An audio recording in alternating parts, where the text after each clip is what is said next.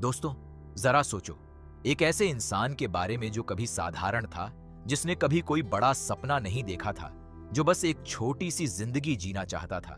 लेकिन फेट और गलत चॉइसेस ने उसे एक ऐसे रास्ते पर धकेल दिया जहां से वापसी नहीं थी। और उसी रास्ते पर चलते चलते वो एक ऐसा इंसान बन गया जिसे पूरा बैंगलोर का अंडरवर्ल्ड के डी यानी डू डेविल कहकर कांपता था।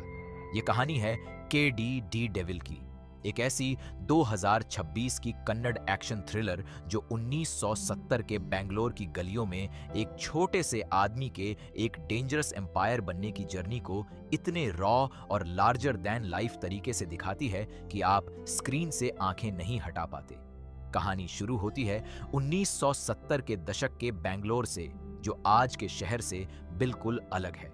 यहाँ की गलियां संकरी हैं, माहौल में एक अजीब सी रौनक है और हर नुक्कड़ पर पावर की एक अलग लैंग्वेज बोली जाती है।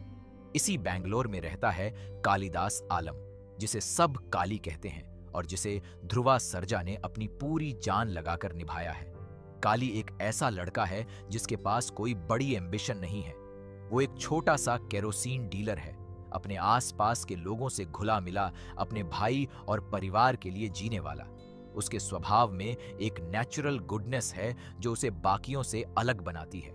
काली का भाई है धर्मा, जिसे रमेश अरविंद ने निभाया है। धर्मा एक प्रिंसिपल्ड और ऑनेस्ट इंसान है जो हमेशा सही रास्ते पर चलने में बिलीव करता है। दोनों भाइयों के बीच का रिश्ता इस फिल्म की इमोशनल कोर है। धर्म को काली से बेहद प्यार है और वो हमेशा यही चाहता है कि उसका भाई सीधे रास्ते पर रहे। लेकिन जिंदगी इतनी सिंपल नहीं होती। काली की जिंदगी में एक बड़ा मोड़ तब आता है जब उसकी मुलाकात होती है ढकदेवा से, जिसे संजय दत्त ने एक ऐसे इम्पोजिंग और फियरसम तरीके से निभाया है कि जब भी वो स्क्रीन पर आते हैं तो एटमॉस्फेयर बदल जाता है। ढकदेवा बैंगलोर के अंडरवर्ल्ड का सबसे ताकतवर डॉन है। उसकी उपस्थिति में बड़े बड़े लोग झुक जाते हैं। उसकी आवाज में एक ऐसा वेट है जो कमांड करता है, थ्रेटन नहीं। काली पहली बार जब ढकदेवा को देखता है तो उसके मन में एक स्ट्रेंज एडमिरेशन जागती है। ये वो दुनिया है जो उसने कभी जानी नहीं थी, लेकिन जिसकी एक इनविजिबल पुल उसे महसूस होने लगती है। काली की लाइफ में एक ऐसी इंसिडेंट होती है जो उसे अनविलिंगली अंडरवर्ल्ड के करीब ले आती है।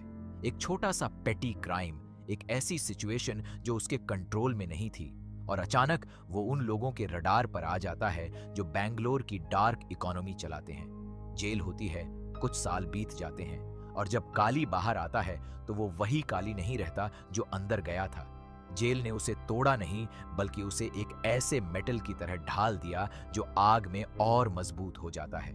जेल से निकलने के बाद काली के सामने एक बैंगलोर है जो और भी ज्यादा वायलेंट और कॉम्प्लेक्स हो गया है। ढकदेवा का एम्पायर और बड़ा हो गया है, लेकिन एक नई थ्रेट भी आ गई है बैंगलोर में। टेररिस्ट्स का एक नेटवर्क जो शहर को डिस्टेबिलाइज करने की कोशिश कर रहा है। इस नेटवर्क का सूत्रधार है रुद्र मिश्रा, जिसे जिष्णु सेनगुप्ता ने निभाया है। रुद्रा एक कैलकुलेटेड और डेंजरस ऑपरेटिव है, जिसके तार कहीं बड़े और पावरफुल ऑर्गेनाइजेशन से जुड़े हैं।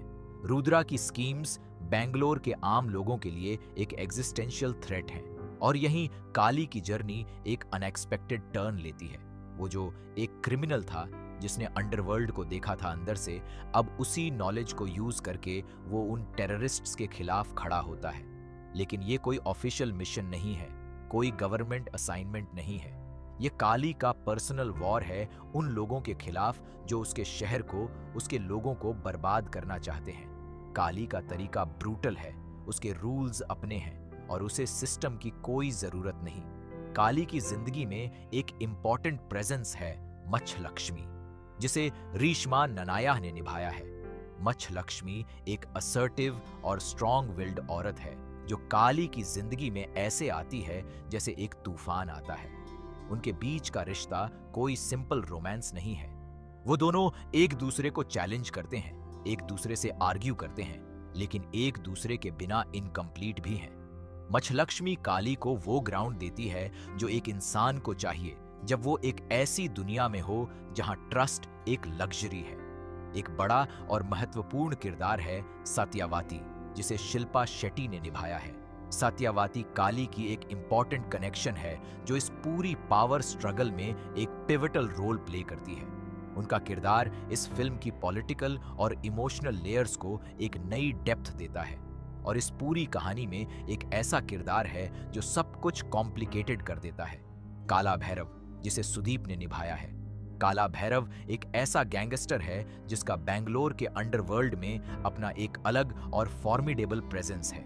जब काली का राइज शुरू होता है और जब वो रुद्र मिश्रा के खिलाफ अपनी वॉर चलाता है, तब काला भैरव और के डी के बीच एक रिफ्ट शुरू होती है। दोनों के इंटरेस्ट्स कहीं ना कहीं क्लैश करते हैं।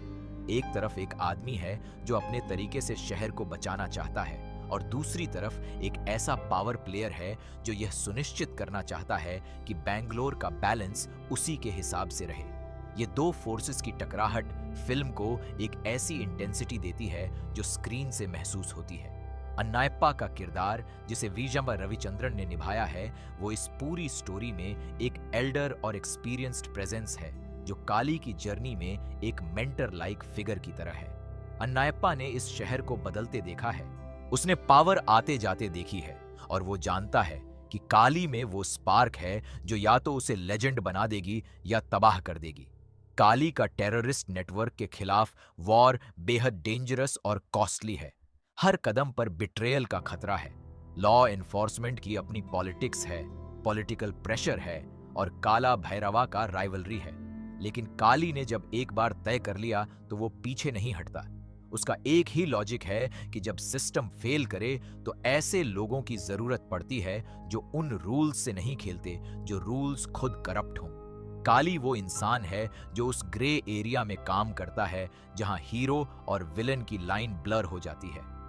फिल्म की सबसे इंटेंस सीक्वेंस वो है जब काली और रुद्रा मिश्रा का फाइनल कॉन्फ्रंटेशन होता है। रुद्रा, जो एक ट्रेन्ड और प्रोफेशनल ऑपरेटिव है, उसके खिलाफ काली, जो स्ट्रीट स्मार्ट और फियरलेस है। यह फाइट सिर्फ दो इंसानों की नहीं बल्कि दो फिलॉसफीज की फाइट है। रुद्रा बिलीव करता है कि केओस से पावर आती है और काली बिलीव करता है कि अपने लोगों की रक्षा सबसे बड़ी पावर है। इस शोडाउन में जो होता है वो बेंगलोर के अंडरवर्ल्ड की हिस्ट्री को हमेशा के लिए बदल देता है। काला भैरवा के साथ काली की रिफ्ट भी एक एक्सप्लोसिव कॉन्फ्रंटेशन में बदलती है। दोनों के बीच का शोडाउन फिल्म के मोस्ट विजुअली स्पेक्टेकुलर सीक्वेंसेस में से एक है। डायरेक्टर प्रेम ने इस क्लैश को एक ऐसे एपिक और लार्जर देन लाइफ स्केल पर शो किया है जो कनाडा सिनेमा के फैंस को याद रहेगा। इस कॉन्फ्रंटेशन में कोई क्लियर विनर नहीं है, बल्कि एक ऐसी अनईजी एक्नॉलेजमेंट है कि दोनों के लिए अब बेंगलोर काफी बड़ा है। फिल्म का एंडिंग काली को एक ऐसे पॉइंट पर छोड़ता है जहां वो जीता है, लेकिन उसकी जीत की कीमत बेहद बड़ी है। जो लोग उसके करीब थे उनमें से कुछ अब नहीं है। धर्मा, जो ऑलवेज उसे सही रास्ते पर ले जाने की कोशिश करता था, उसके साथ एक बेहद इमोशनल और पेनफुल सीन है जो दोनों भाइयों के उस डिस्टेंस को शो करता है जो केडी के इस डार्क वर्ल्ड में आने से पैदा हुई है। लेकिन काली का लेगेसी सेट हो गया है। बेंगलोर का हर गली और हर नुक्कड़ अब के डी का नाम जानता है। के डी दी डेविल को प्रेम ने लिखा और डायरेक्ट किया है, जो अपनी सिग्नेचर लार्जर दैन लाइफ और कमर्शियल स्टाइल के लिए जाने जाते हैं। ध्रुवा सर्जा ने काली के किरदार को इतनी फिजिकल कमिटमेंट और इमोशनल डेप्थ के साथ निभाया है कि यह उनकी करियर की डिफाइनिंग परफॉर्मेंस है। संजय दत्त का धाक देवा हर सीन में कमांडिंग है। सुदीप का काला भैरव एक ऐसी मेनिन्स प्रेजेंस है जो स्क्रीन शेयर करने वाले हर एक्टर को एक लेवल अप करने पर फोर्स करती है। शिल्पा शेट्टी और रीश्मा ननाया दोनों ने अपने रोल्स में रियल स्ट्रेंथ दिखाई है।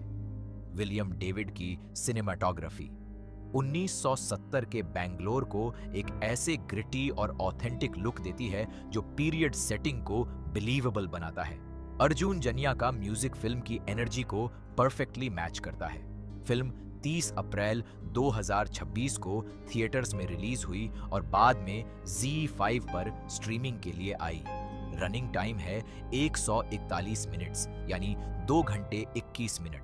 यह ए सर्टिफिकेट फिल्म है। बजट लगभग 100 करोड़ रुपए था। तो दोस्तों, ये थी केडी द डेविल की पूरी कहानी। एक ऐसे इंसान की कहानी जो ऑर्डिनरी था, लेकिन एक्स्ट्रॉर्डिनरी सर्कमस्टेंसेस ने उसे एक लेजेंड बना दिया। एक ऐसा इंसान जो डेविल कहलाया, लेकिन जिसने अपने शहर के लिए वो किया जो किसी एंजल ने नहीं किया। अगर इस कहानी ने आपकी रगों में खून दौड़ाया, अगर केडी के इस सफर ने आपको रोमांचित किया, तो इस वीडियो को लाइक जरूर करें, हमारे चैनल को सब्सक्राइब करें और बेल आइकॉन दबाना मत भूलना, ताकि ऐसी ही धमाकेदार मूवी एक्सप्लेनेशंस सबसे पहले आप तक पहुंचती रहें।